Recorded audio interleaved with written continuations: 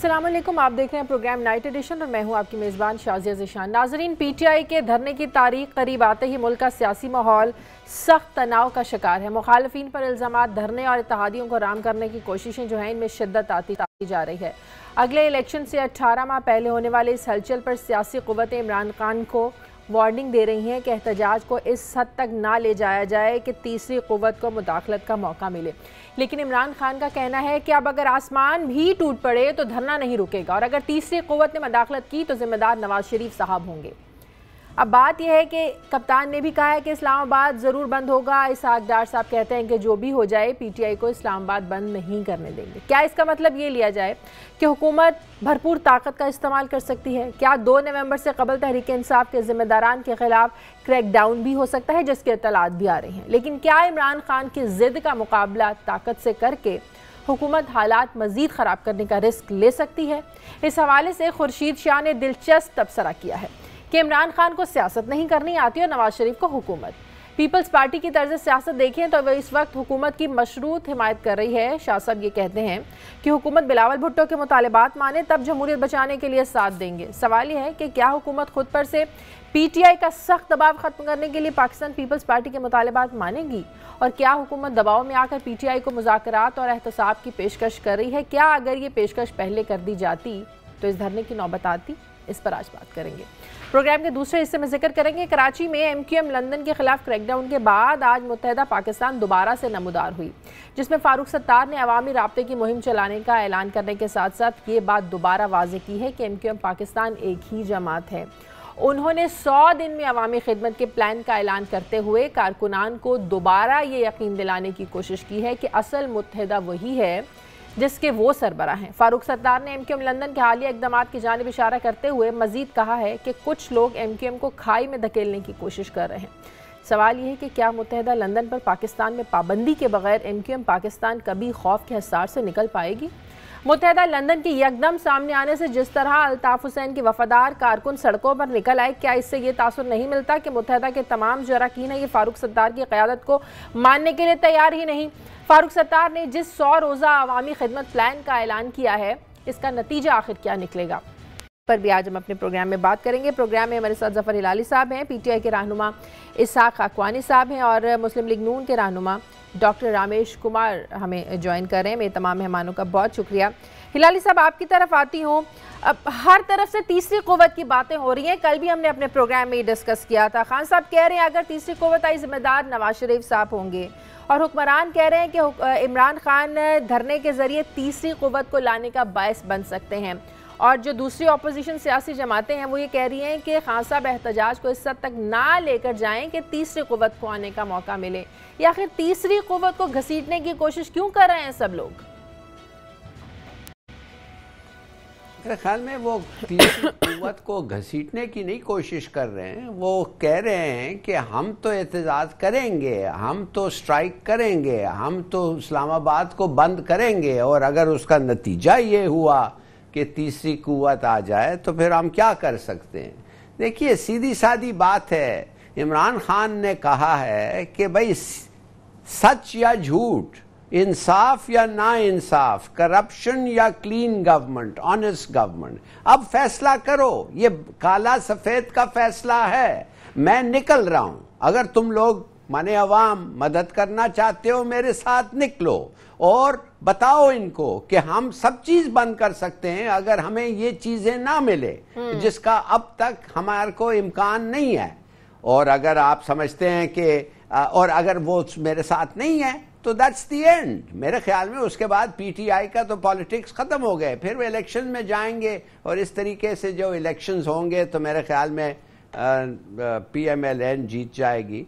तो ये सीधी सादी बात है, डू और डाई एफर्ट है और वक्त आ गया है कि फैसला करें, कौम को भी फैसला करें। देखिए, कब तक ये मामला चल सकता है कि एक इस डू एंड डाई का नतीजा क्या होगा? इस डू एंड डाई का नतीजा क्या होगा? क्या वो नतीजा होगा जिसकी हुक्मरान भी बातें कर रहे हैं, खान साहब भी बात कर रहे हैं, बाकी ऑपोजिशन सियासी जमातें भी बातें कर रही हैं?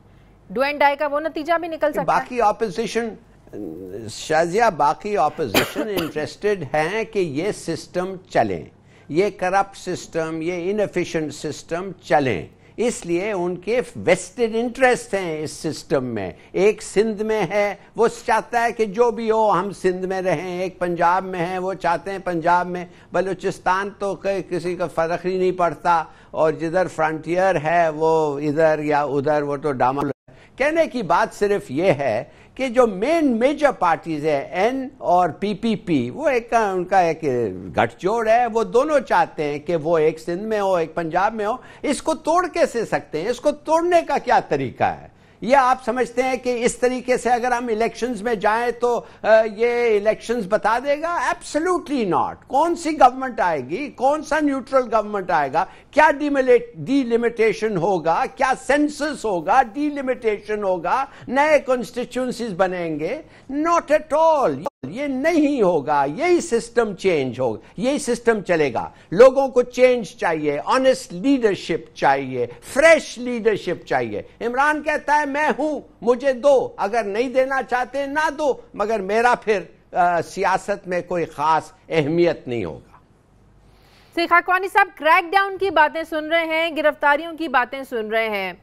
पीटीआई ने इस पर क्या प्लान बनाया है, क्या लाए अमल बनाया है, क्या आप लोगों की पॉलिसी, आप क्या समझते हैं इसका नतीजा क्या निकलेगा? जी बीबी मेहरबानी, बात यह है कि ये ज़रूर लिस्टें बना रहे हैं, लोगों को डरा धमका रहे हैं, और इनके जो सबूत हैं वो जो इस किस्म की चीज़ों को डराने धमकाने वाले, तो इनसे तो सिर्फ ये गुजारिश है कि उतना जुल्म करने की जुर्रत करें जितना ये खुद जुल्म सह सकते हों। क्योंकि अगर इस तरीके से शिद्दत आई सियासत में, अभी तो धरना हो रहा है, अभी तो सिट इन हो रही हैं, अभी तो बाइकॉट चल रही है। उतना जुल्म करें जितना वो सह सके, उन पर क्या जुल्म हो सकता है? आप लोग क्या करेंगे? नहीं, वो अगर हमारे साथ इस तरीके की ज्यादती करेंगे जो उनके वुज़रा और उनके ओहदेदारान सबान कह रहे हैं, तो वो हमारे साथ ज्यादती करेंगे।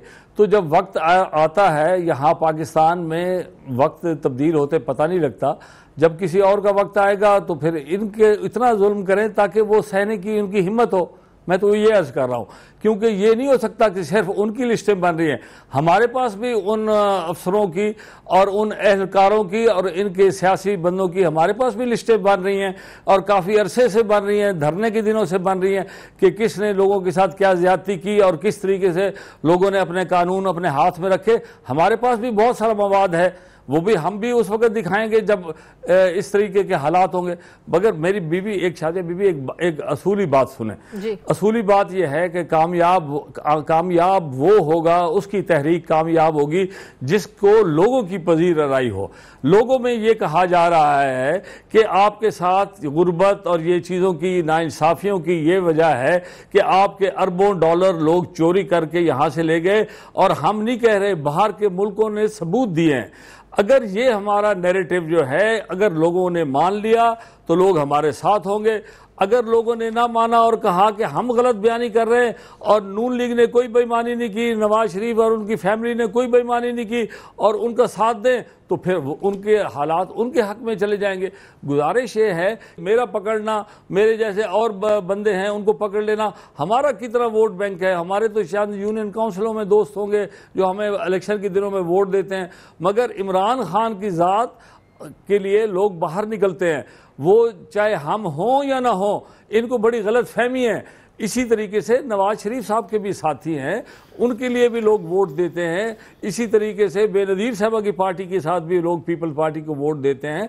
मगर अब ये वोट जो है, अगर ये अपना बनेगा, अगर हमारा तासुर सही जाएगा कि हम एक इंसाफ के मैदान में खड़े हैं और लोगों को हम उजागर कर रहे हैं कि उनकी तकालीफ कितनी है, और उनकी तकालीफ के पीछे ये मुहर्रिकात हैं बेईमानी के, अगर ये लोग मान गए तो हमारा साथ देंगे, नहीं तो नहीं। मुझे ब्रेक लेने दे, ब्रेक के बाद जब वापस आएंगे तो डॉक्टर रावेश कुमार साहब से ये पूछेंगे कि पीटीआई को रोकने का एक ही तरीका है, जबरदस्ती रोकने का, और वो है ताकत का इस्तेमाल। तो क्या हुकूमत ताकत का इस्तेमाल करेगी? एक छोटे से वक्फे के बाद।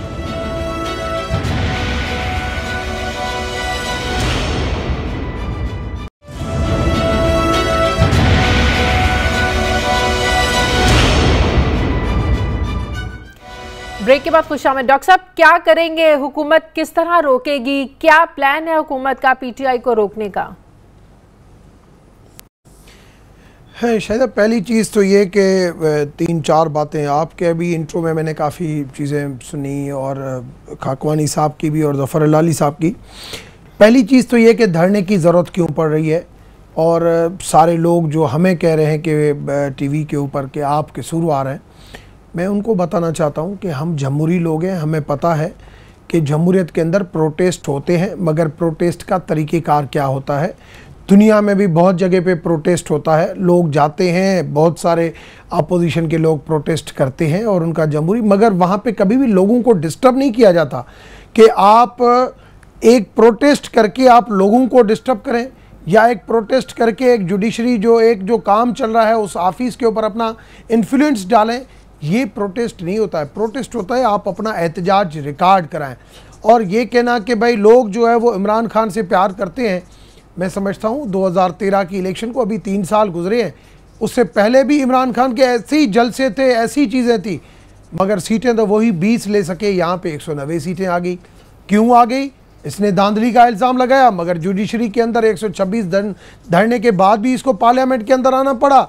उसी जुडिशरी ने प्रूव कर दिया कि कोई धांधली जो है वो PMLN ने नहीं की, मगर फिर भी ये कहना कि भाई PMLN का नहीं है, ये गलत है। दूसरी लेकिन इसी जुडिशरी ने आप लोगों ने TORs को मुस्तरद किया था, जरा ये बात भी साथ कर दिया करें ना। TORs आप लोगों ने बना के दिए थे, इसी जुडिशरी ने मुस्तरद किए थे।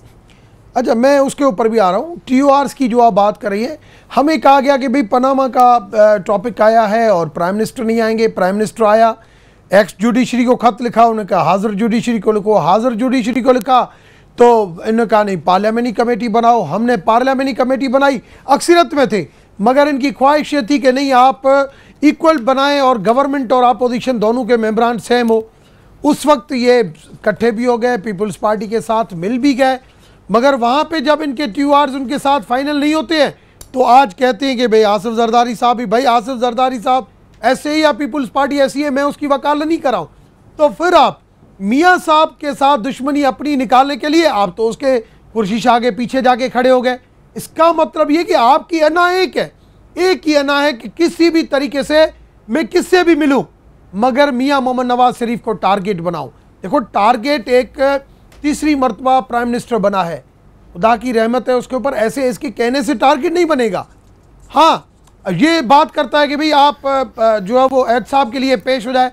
मुझे बताएं कि सुप्रीम कोर्ट ने नोटिस इशू किए, हमारी कमेटी की मीटिंग हुई, कुछ लोगों ने, हमारे लोगों ने कहा कि मियाँ साहब आपका नाम नहीं है, हम इसको चैलेंज कर सकते हैं। मियाँ साहब ने कहा नहीं, मैं चाहता हूँ कि भाई भली सुप्रीम कोर्ट इसको सुने, लोगों को, आवाम को पता चले, क्योंकि मैंने बिल्कुल कौम से खिताब में ये कहा है कि भाई मैंने कोई ऐसा काम नहीं किया है और आज भी मैं हर चीज़ का आपको बताने के लिए तैयार हूँ। बताएंगे कोई रोडों के ऊपर नहीं बताएंगे, अपने आप को एहतसाब के लिए पेश करता हूं, लेकिन एहतसाब कराने के लिए कोई तैयार नहीं है। शादिया, दो चीजें हैं, मैं थोड़ी बात कर लूं फिर आपके हर क्वेश्चन का मैं जवाब दूंगा। पहली चीज तो ये है कि 2 तरीके हैं, या सुप्रीम कोर्ट जो बुलाएगी, जिस वक्त बुलाएगी, जो चीजें पूछेगी हम उसके सामने पेश करेंगे। दूसरी चीज ये है कि TORs एक सेनेट में अपोजिशन के पड़े हैं, NA में, नेशनल असेंबली में हमारे पड़े हैं, सेनेट से पास होकर नेशनल असेंबली में आएंगे, दोनों को मिला के दोबारा आप एक सवाल का जवाब दें। ये धरने की सुन लें, इस एहतजाज की नौबत आई क्यों? सड़कों पर आने की, धरने की नौबत आई क्यों? जरा ये बता। इस एहतजाज की नौबत इस वजह से आई है कि उसकी एक ही अन्ना है, रोडों की सियासत चाहता है। वो चाहता है कि मैं इस गवर्नमेंट को, ये मैंने नहीं कहा है, इमरान खान कहता है कि 2018 तक अगर मैंने मियाँ साहब को हुकूमत करने दी तो मुझे 2023 तक इंतजार करना पड़ेगा। आज जो टेंशन बढ़ा है, जिसकी वजह से हुकूमत चाहती है, लॉ एनफोर्समेंट एजेंसीज को कहती है कि ये तो कहते ही नहीं है हुकूमत गिराना है। इमरान खान ये कहते हैं कि प्राइम मिनिस्टर इस्तीफा दे, प्राइम मिनिस्टर की जगह पर कोई और आ जाए, किसी और को नॉमिनेट कर दे, कोई भी प्राइम मिनिस्टर बन जाए, प्राइम मिनिस्टर को हुकूमत 2018 तक ऐसे चलती रहेगी। प्राइम मिनिस्टर को इलेक्ट जो है वो इस अवाम ने किया है, हम मेंबरों ने किया है। प्राइम मिनिस्टर को कोई इमरान खान ने वोट नहीं दिया कि इमरान खान कहेगा कि ये करे, वो इमरान खान की वजह से नहीं होगा। मगर इमरान खान इस तरीके की बातें करता है कि मैं अपने कारकुनों को कहूंगा कि कम से कम जो है वो शहादतें हो। अब ये ऐसे इंतशार फैलाएगा तो लाजमी है, हमारी हुकूमत है, हमें अवाम जो यहाँ पे सेक्रेटेरिएट में आती है, यहाँ पे अवाम जो बच्चों को स्कूल छोड़ने जाती है, यहाँ पे अवाम जो अपना असेंबली में आती है, यहाँ पे अवाम जो जज साहिबान जो सुप्रीम कोर्ट में, हमें इस माहौल को बेहतर करने के जो लॉ एनफोर्समेंट एजेंसीज है, हम उनको कहते हैं कि आप अपनी तैयारी रखें कि कम से कम यहाँ पे लोगों को तकलीफ नहीं हो। अगर लोगों हमें को वो तकलीफ वक्त हुई, भी याद है, हमें वो वक्त भी याद है 2014 के धरने में नेकूकारा साहब थे, हिलाली साहब अगर मैं गलत नहीं हूं मुझे दुरुस्त कीजिएगा, ताकत का इस्तेमाल करने के लिए कहा गया था, आंसू गैस लाठीचार्ज इस्तेमाल करने के लिए कहा गया था, उन्होंने इनकार कर दिया था। हिलाली साहब कुछ याद है आपको? नेकूकारा साहब थे, उन्होंने इनकार कर दिया था। बिल्कुल सही, सही कह रही है। आज भी और आफ्ताब चीमा साहब भी थे आईजी। जी जी जी जी हिलाली साहब बिल्कुल सही कह रही है। देखिए जी, बात असल ये है हम जमहूरी लोग हैं। रमेश साहब सुन लें जरा रमेश साहब सुन लें। जी जी हिलाली साहब। रमेश साहब, मैं समझता हूं आप जमहूरी लोग हैं, खासतौर आप जमहूरी हैं। आपके लीडर्स कितने जमहूरी हैं वो पता नहीं, वो तो पैदा हुए थे डिक्टेटर के गोद में और मिलिट्री वालों के डायरेक्शन पे किधर आए और कैसे आए, वो तो it's part of Pakistani history. मगर मैं मानता हूं आप जमहूरी आदमी हैं। अब दूसरी बात मैं आपको कहना चाहता हूं कि ये क्यों कर रहा है इमरान खान, सड़कों पे क्यों आ रहा है? इसलिए कि और तरीका ही नहीं रह गया। देखिए, मैं न्यूट्रल आदमी हूं, 8 महीने से मैं कह रहा हूं सबसे बड़ा इंटरनेशनल स्कैंडल का जस्टिस दें, जो दूसरे मुल्कों में 3 और 7 दिन में मिले, हमें 7 महीने में नहीं मिले और नहीं मिलेगा जब तक आप सड़क पे नहीं आए। और एक और बात मैं आपको बताता हूं, इस्लामाबाद के जो बाशिंदे हैं वो चाहते हैं कि ये सड़क पे आए। मैं आपको बता रहा हूं, लोग वो डेमोन्स्ट्रेटर्स को कह रहे हैं आप हमारे साथ आके रहें, आप हमारे घर में रहें, खाना खाएं और जाएं डेमोन्स्ट्रेट करें, इसलिए कि ये गवर्नमेंट को और कोई और तरीका ही नहीं है except demonstrations to get the message home कि हमें honest government, good governance, no corruption चाहिए। तो मैं समझता हूं कि ये जैसे राइविंड हुआ, ये वो कह रहा है 10 लाख लोग आएंगे, मैं समझता हूं कि आए, शायद आए। और मैं आपको बताता हूं पाकिस्तान के पॉलिटिक्स इस डेमोन्स्ट्रेशन के बाद वो नहीं रहेंगे जो इसके पहले हैं। अब फैसला होना है। और अगर नवाज शरीफ साहब समझते हैं कि वो 2 नवंबर को पता नहीं कोई शंघाई कॉन्फ्रेंस में पता नहीं किधर जाएं, मैं तो समझता हूं ये दिखा रहा है उनको, दिस इज ये तो एक रेवलेशन है मुझे कि पाकिस्तान में इतना बड़ा हिस्टोरिक क्या कहते हैं तब्दीली का इम्कान है और वो बैठे हुए पता नहीं कौन से कॉन्फ्रेंस में क्या कर रहे हुए। देखिए, ये जो है ना, ये 2014 के धरने से ज्यादा बड़ी तहरीक लग रही है। मैं तो समझता हूं कि ये तहरीक जो है ये इमरान खान के पार्टी को या खत्म करेगी या बनाएगी। This is a game changer. और अगर वो नहीं ला सका, in other sense last chance. Yes, आपको याद है डू और डाई, बस। खाकवानी साहब, डू और डाई, लास्ट चांस। इसके बाद एहतजाज का कोई जवाब नहीं, सड़कों पर निकलने का कोई जवाब नहीं, कोई जवाब नहीं। मेरी बात साहब को बोलने दें। नहीं, बाद में आप कर लें जी, आप बाद में। पहले मैं डॉक्टर साहब मैं आपको अर्ज करूं कि पहले तो बीबी आपने नेकूकारा साहब का नाम लिया, उसके साथ उनके आईजी थे आफ्ताब चीमा साहब।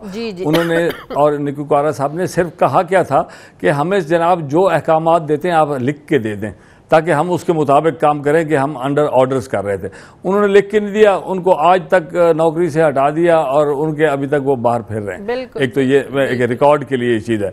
दूसरी बात ये है बीबी कि ये जो कहते हैं ना कि जी हम जमहूरी है और जमहूरियत में किसी को तकलीफ नहीं होनी चाहिए। जमहूरियत के और भी बहुत सारे असूल हैं। जमहूरियत का एक असूल ये भी है कि आप कोई करप्शन ना करें। जमहूरियत का ये भी असूल है कि आप कोई कानून ना तोड़ें, आप अपने दायरे में रहकर अपने उसके अंदर काम करें। ये भी जमहूरियत के लवाजमात हैं। जमहूरियत ये नहीं है कि आपको अगर आज से 3 साल पहले वोट पड़ गया तो अब 18 में ही उनका आपका हिसाब होगा। नहीं जनाब, आपका जमहूरियत का हर जगह पर हर स्टेप पे आपका वो होगा। दूसरा देखें बीबी, बात यह है कि ये जो कहते हैं ना कि आपने क्या किया, आप हमारी तगोदाव तो देखें। हम तो चुप करके बैठ गए थे। ये 6 महीने पहले ये हमने इनके खिलाफ ये करप्शन के सबूत निकाले हैं, इनकी जायदादों के।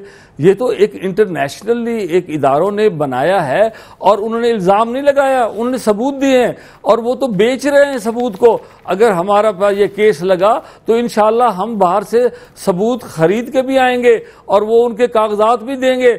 इसी तरह डेनमार्क ने 9 लाख डॉलर खर्च करके अपने जो बंदे उन्होंने टैक्स चोर हैं उनके वो कागज खरीद के आए हैं। इसी तरह वो अवेलेबल हैं रिकॉर्ड। मेहरबानी करके आप इस वक्त पार्टी के अंदर रहकर पार्टी का दफा ना करें, आप इंसानों का दफा करें कि क्या वो सच्चे हैं या नहीं। आपकी एक पार्टी है, पाकिस्तान की पार्टी है, आप उस पार्टी को अपना रखे अपने मद्देनजर। आप इंसानों का दफा कर रहे हैं जिनको इंटरनेशनल मीडिया और इंटरनेशनल ऑर्गेनाइजेशन क्या कह रही हैं। आप मेहरबानी करके डॉक्टर साहब कुछ तो ख्याल करें। आपने इस मुल्क में रहना है, आपके बच्चों ने इस मुल्क में रहना है, उनकी खैरियत और वो करें। जी डॉक्टर साहब ब्रेक लेने दें, डॉक्टर साहब मुझे ब्रेक लेने दें। ब्रेक के बाद ब्रेक के बाद आकर मैं आपसे ये भी पूछूंगी कि क्या वाकई हुकूमत पीटीआई के साथ संजीदगी से मुज़ाकरात करना चाहती है। सोच रही है इस बारे में एक छोटे से वक्फे के बाद।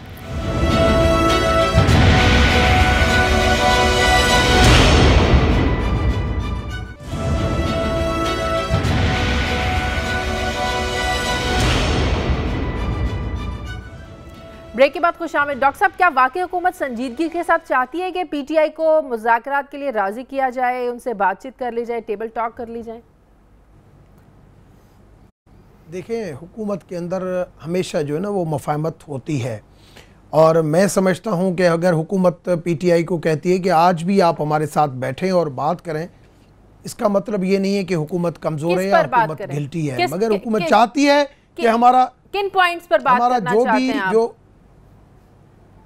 क्या मतलब क्या कहा आपने? पहले तो आप लोग टीओआरस के लिए मिलकर बैठे थे, टीओआरस की गेम आप लोगों ने 3 से 4 महीने चलाई, कुछ उससे हासिल नहीं हुआ। आप किन मुतालिबात पर बात करना चाहते हैं? पीटीआई के तो मखसूस मुतालिबात हैं। देखिए, मुतालिबात कोई नहीं है। हुकूमत ये जरूर कहती है, हुकूमत ये जरूर कहती है कि आप ही सुप्रीम कोर्ट में कहो और हमने सुप्रीम कोर्ट के जो भी हेयरिंग है उसको हमने वेलकम कहा है। हम वहाँ पे जो भी चीज़ें होंगी, जो भी आप लेके जाएंगे, हम वहाँ पे जो भी डिफेंड करना होगा वहाँ पे हम करेंगे।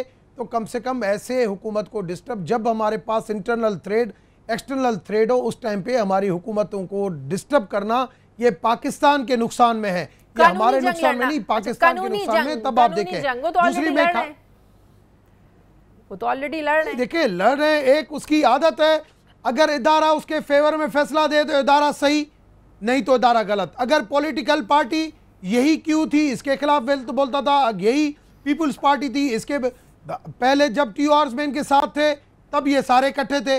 आज उन सारी पॉलिटिकल पार्टियां, मतलब एक सारी पॉलिटिकल पार्टी जिन्होंने जमहूरियत के लिए कुर्बानियां दी, वो सारे चोर हैं। एक ही फरिश्ता है इमरान खान, दूसरी खाकवानी साहब मेरे बड़े भाई हैं। मैं उनको ये बताऊंगा, मैं इखलाकियात का स्टूडेंट हूँ, मैं इखलाकियात के ऊपर पूरे पाकिस्तान के अंदर लेक्चर देता हूँ।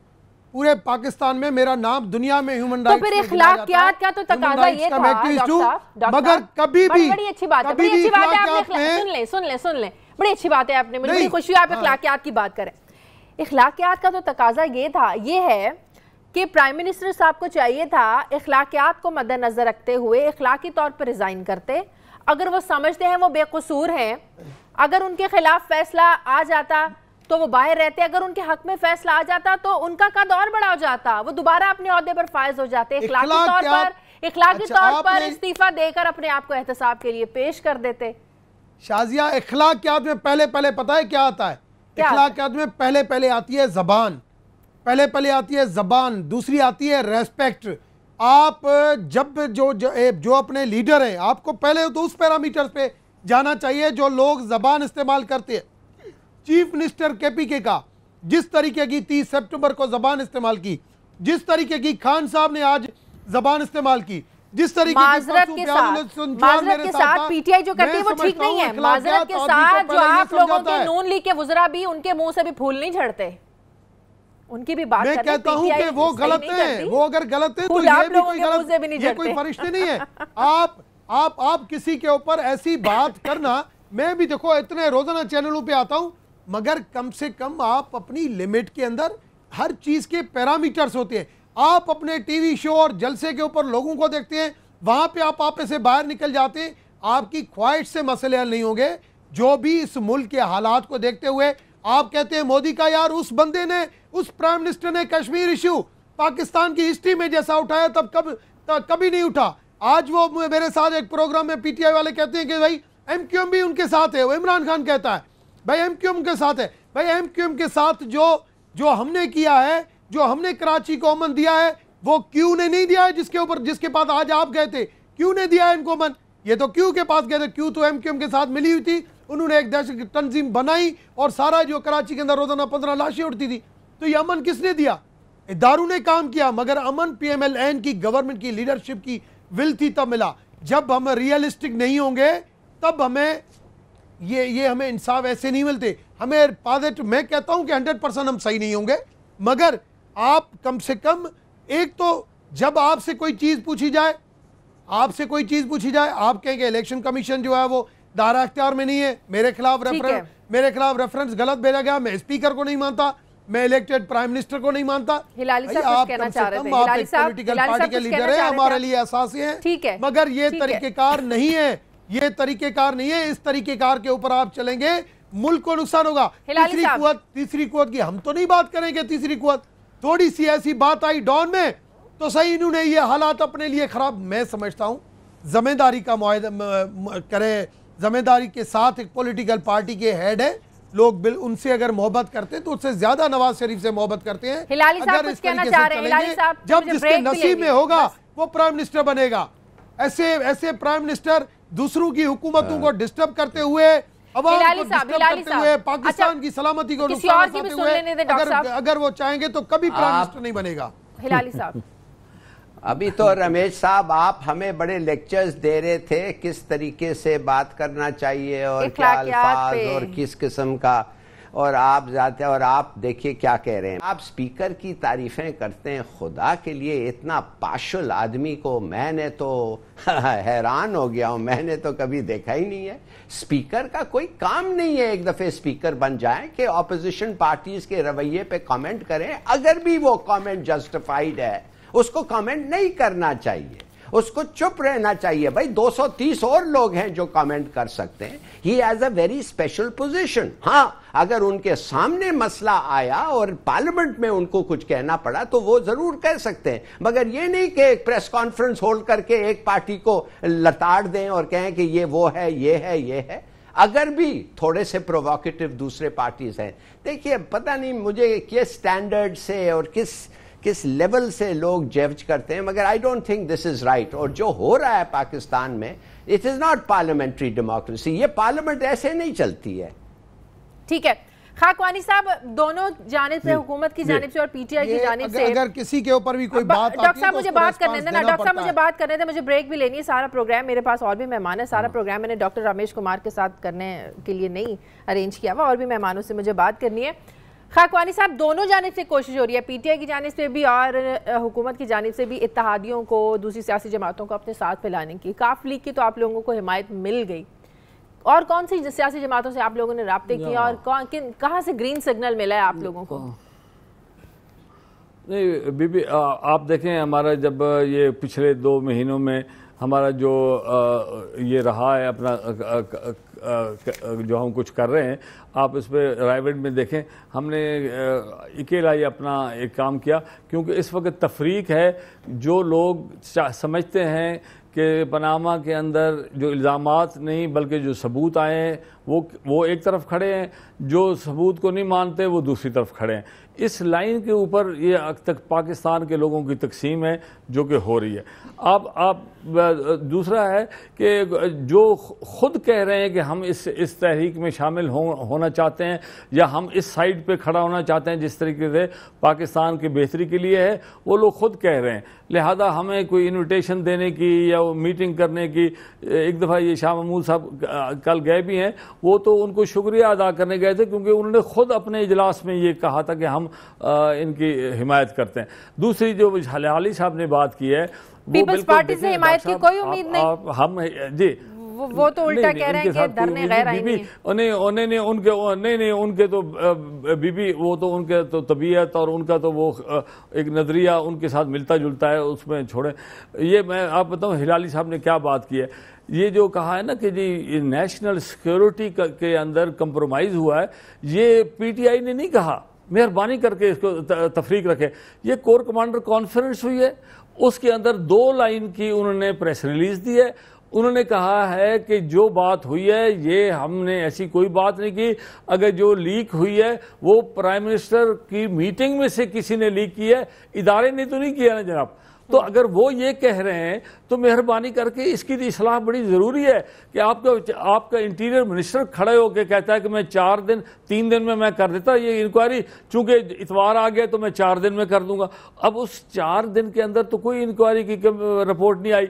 अब देखें आप एक किस्म के आप इल्ज़ाम लगता है आप पर कि आपके यहाँ से ये मुल्क में इतने बड़े इदारे के साथ जो कि हमारा सरहदों का मुहाफिज है उसके खिलाफ एक बात करें और फिर आप सारे उसमें कोई आगे पेशरफ्त ना हो। ये क्या कर रहे हैं आप? मेहरबानी करके आप अपनी तफरीक को मिटाएं, मेहरबानी करके मुल्क को इस लहद पर ना लेके जाएं कि सिर्फ आपने किसी की मुखालफत में अपना नुकसान करा दें नेशनल लेवल पे। ठीक है, मुझे ब्रेक लेनी है। डॉक्टर रामेश कुमार साहब बहुत शुक्रिया। नाज़रीन वापस आते हैं छोटे से वक्फे के बाद हमारे साथ।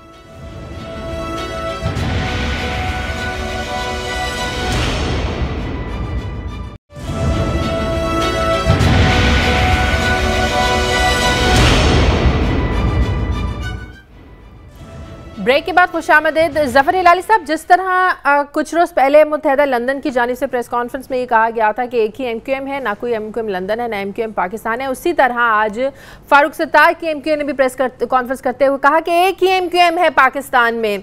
लेकिन हमने कल जो देखा MQM लंदन के साथ जिस तरह वाज़े MQM लंदन को पैगाम दिया गया कि अल्ताफ़ हुसैन की तर्ज की सियासत की पाकिस्तान को में इजाज़त नहीं दी जा सकती, तो इसके बाद हम ये समझ लें कि सिर्फ एक ही MQM है पाकिस्तान में, उसी का वजूद है और उसके सरबरा हैं, वो उसकी फारूक सत्तार की क़यादत में वो MQM चल रही है।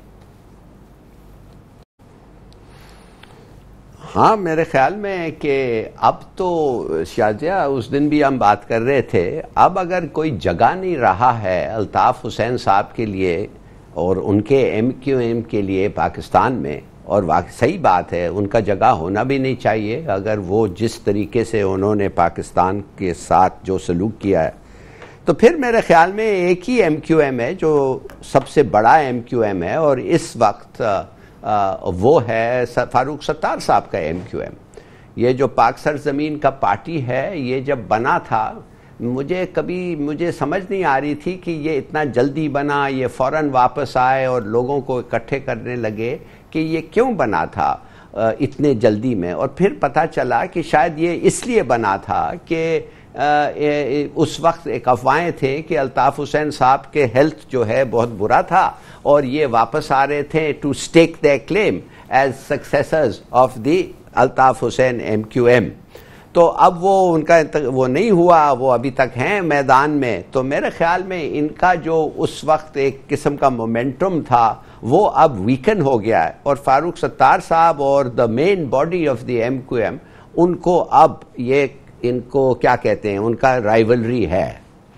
तो आपने जो सवाल पूछा, मैं ये कहूँगा कि फारूक सत्तार, और अब सबसे बड़ी बात यह है, आज मेरी शाजिया कुछ बातें हुई थी गवर्नर साहब से और मेरे ख्याल में कि उन्होंने बहुत अच्छे पॉइंट्स बताए थे अपने in defence of his own position, और ख़ास तौर वो जो इतना अटैक जो हुआ है उन पे मिस्टर इसके मुस्तफ़ा कमाल पे। मगर उन्होंने एक बात की जो मुझे अच्छा लगा, उन्होंने कहा कि चले जो भी आप कहें मेरे बारे में और जो मेरे मुखालिफ कहते हैं मेरे बारे में, एक चीज़ तो मानना पड़ेगा ना कि 7 prime ministers, 3 presidents, 6 corps commanders, ये सब जो थे मेरे खिलाफ इन्होंने कोई ऐसी चीज़ नहीं देखी कि उन्होंने रेकमेंड करें कि मुझे निकालो। और एक ही आदमी जो मुझे निकालने की कोशिश किया था जिसके कहने पे वो रिज़ाइन कर दिए 3-4 साल पहले, वो था अल्ताफ़ हुसैन। और मैं रिज़ाइन करके जब मैं चले गया था तो उस वक्त मैं क्यों वापस आया? मैं खुद तो नहीं आ सकता ना, मैं तो इस्तीफा देके चले गया। तो कुछ हुआ होगा कि मैं वापस आया हूं, कोई डिमांड हुआ होगा, कुछ लोगों ने कहा होगा, और वो अल्ताफ हुसैन तो नहीं था। तो कहने के बारे में तो वो ये मुझे समझाना चाहते थे कि देयर इज, उनका भी एक हक बनता है टू क्लेम सम परफॉर्मेंस जो अप्रिशिएट किया गया है रिपीटेड गवर्नमेंट्स के साथ। सही, ठीक है। आमिर मोहिर मीरजादा MQM के रहनुमा हमारे साथ लाइन पे मौजूद है, बहुत शुक्रिया। आमिर साहब, आज आप लोगों ने भी अवामी राब्ता मुहिम चलाने का ऐलान किया, 100 रोज़ा खिदमत प्लान आप लोगों ने ऐलान किया है, किस तरह आप लोगों ने क्या प्लान किया है? लेकिन एक बात तो हमने पिछले दिनों में देखी, जब मुत्तहिदा लंदन ने पहली प्रेस कॉन्फ्रेंस की, यहाँ पर बहुत बड़े सपोर्टर, बड़ी तादाद में लोग बाहर निकल कर आए थे। किस तरह लोगों को अपनी तरफ आप लोग माइल करेंगे, क्या प्लान है आप लोगों का? देखिए, सबसे पहला तो हमारा प्लान वही है कि हम MQM की जो 23 अगस्त का डिसीजन हुआ था, हम उसके साथ हैं, हम 22 अगस्त के डिसीजन के साथ में। ठीक है। और इसके साथ साथ जो आज हमने ऐलान किया लोगों में राब्ता करने का, क्योंकि अब लगभग 2 महीने हो गए हैं और हमारी तंजीम साजी जो थी तकरीबन काफ़ी हद तक मुकम्मल हो गई है। लोग हमारे साथ हैं, लोगों की बड़ी सपोर्ट हमारे साथ है। तो हम अब पब्लिक में उसके साथ जाएंगे अपनी जो तंजीम के साथ, और इंशाअल्लाह लोगों की मुहिम करेंगे, अवामी राब्ता मुहिम करेंगे। ये समझा जाए कि -1 नाफिज हो चुका है इस MQM पे जिसकी बात की जाती थी। नहीं, देखिए, हमने तो 23 तारीख को अपनी खुली पॉलिसी दे दी थी, बिल्कुल ओपन, तमाम तर मीडिया के लिए और तमाम पाकिस्तान के लिए। अब हम एक पॉलिसी अपनी एक बार भी दे चुके हैं, बार बार उसको अयादा कर चुके हैं। तो अब समझा जाए या ना समझा जाए, इसकी हमारी जिम्मेदारी नहीं। हमने जो बात कही थी, हम बिल्कुल उस पर फर्म है, कायम है, और उस पर हम कायम रहेंगे अपनी बात के ऊपर। तो क्या ये बात मुस्तफ़ा कमाल साहब और फारूक सत्तार साहब एक दूसरे को जो दावत देते हैं, उधर कोई उधर जाने की बात करता है, कोई उधर बुलाता है, तो क्या कोई इस तरह का भी फ्यूचर प्लान हो सकता है? आप वेलकम करेंगे अगर मुस्तफ़ा कमाल साहब इधर जाएं या फारूक सत्तार साहब, कोई मर्ज हो सकता है? ज़ाहिर है वो भी MQM के साबका लोग हैं, आप MQM चला रहे हैं, अगर दोनों का एजेंडा एक ही है, पाकिस्तान की खिदमत करना, तो एक दूसरे में जम होना, ये कोई हो सकता है ऐसे कुछ? देखिए, बिल्कुल मैं समझता हूँ कि बिल्कुल ऐसी चीजें हो सकती हैं, लेकिन अभी ये बड़ी प्री निचोर ये चीजें हैं। वहाँ पे भी जो मैंने मुस्तफा कमाल साहब की भी वो देखी प्रेस कॉन्फ्रेंस और तो इंटरव्यू देखा था, और फारूक भाई का भी इंटरव्यू देखा था, तो दोनों ने अपने एक सवाल के जवाब में ये वाली बात की। लेकिन अगर ये हो तो मैं समझता हूँ कि इसकी कोई इतनी ज्यादा लोगों में रेजिस्टेंस नहीं होगी इसकी, बल्कि मैं समझता हूँ कि महाजिरों में इस बात की पजीराई होगी और लोग इसको पसंद करेंगे, इस काम को। ठीक है। इसहाक हक़वानी साहब, आप कंपेटिटर हैं आप कराची में MQM के साथ, जिस तरह अब अल्ताफ हुसैन से बिल्कुल अलहदगी अख्तियार कर ली है 22 अगस्त के बाद MQM पाकिस्तान ने, आप समझते हैं कि MQM बदल जाएगी? जिस तरह हम तनकीद होती थी MQM पर, MQM की पॉलिसीज़ पर, MQM के फैसलों पर, MQM के बिहेवियर पर, आप समझते हैं कि अब तब्दीली आएगी? बीबी, बात यह है कि जो MQM जो अहकामात और जो इनका लीडर है वो अल्ताफ़ हुसैन है। जो इनके अहकामात आते थे जायज़ नाजायज़, वो MQM इम्प्लीमेंट करती थी यहाँ पर। ये तो है हकीकी जो हकीकत है। लेकिन मौजूदा सिचुएशन की बात करें ना, जब इन्होंने अलहदगी का फैसला किया, जी जब इन्होंने अल्ताफ हुसैन साहब ने रॉ और हिंदुस्तान और पाकिस्तान के खिलाफ बात की ना, उसके बाद इनका आपस में झगड़ा शुरू हुआ, और वो बिल्कुल जायज़ उसकी बुनियाद है कि क्योंकि जिन्होंने पाकिस्तान में रहना है वो तो पाकिस्तान की सरजमीन और उसके कानून और उसकी सालमियत के ख़िलाफ़ बात नहीं कर सकते ना जनाब। तो उन्होंने अपना राह देखी कि इस तरीके से हम उनसे अलहदा होकर, ये इनकी हिकमत अमली है या वाकई इनके दिल में है कि अल्ताफ हुसैन से अलहदा होना चाहते हैं। ये वेरी थिन लाइन है, वेरी थिन लाइन। लेकिन अब ये यकीन कैसे दिलाएं? अल्ताफ हुसैन से अपने आप को अलहदा करना चाहते हैं, अपने आप को बचाना चाहते हैं। बातें तो बहुत हो रही हैं कि ये पता नहीं चल पा रहा कि ये अंदर से अल्ताफ हुसैन के साथ हैं, क्या इनकी हिकमत अमली है। अब ये पता कैसे, यकीन कैसे किया जाए? ये नजर आ जाएगा। मैं आपको बता देता हूँ एक तरीका इसका, लिटमस टेस्ट है जी। इसका टेस्ट ये है कि जो अहकामात अल्ताफ हुसैन साहब भेजते थे गैर कानूनी और इतने इतने जुल्म ढाए गए हैं कराची के अंदर और पब्लिक के अंदर, उनके इनके हजरात को ज़रूर चीज़ों का पता होगा, वो बता दें और अपना कुफारा अदा करें और उनसे अलहदा हो जाएं और कहें कि ये हमारे से हुआ है, ये हमारा नुकसान है, ये हमने बल्दिया में इतने बंदे कत्ल किए, इतने बंदों को फलाने ने किया, फलाने उसे भत्ता खरीद लेते थे, उनसे पैसा लेके जाते थे, यहाँ से फलाना फलाना बंदा कोरियर था, वो इतने करोड़ों रुपए रोज लेके जाते थे, उसमें गवर्नर साहब शामिल थे या उसमें गवर्नर साहब शामिल नहीं थे। ये सारी चीजें बताएं ना। तो सौलत मिर्जा और बड़े लोगों ने कर दिए, निकला कुछ नहीं निकला। हिलाली साहब कुछ कहना चाह रहे हैं, हिलाली साहब कुछ कहना चाह रहे हैं। मैं सिर्फ ये कहना चाहता हूँ दो चीजें मैं ये कहना चाहता हूँ शाजिया। नंबर 1, जो 30 साल में कोई नहीं कर सका, अल्ताफ हुसैन साहब ने एक स्टेटमेंट में कर दिया, और वो ये था कि अपने आप को उन्होंने इररेलेवेंट कर दिया पाकिस्तान सीन से। और मैं आपको बताऊं, उनके जो वोटर्स थे, MQM जो मेंटल वोटर्स हैं, वो एक्सेप्ट कर रहे हैं, वो एक्सेप्ट कर लिया है उन्होंने कि अल्ताफ हुसैन साहब इज नाउ पास्ट।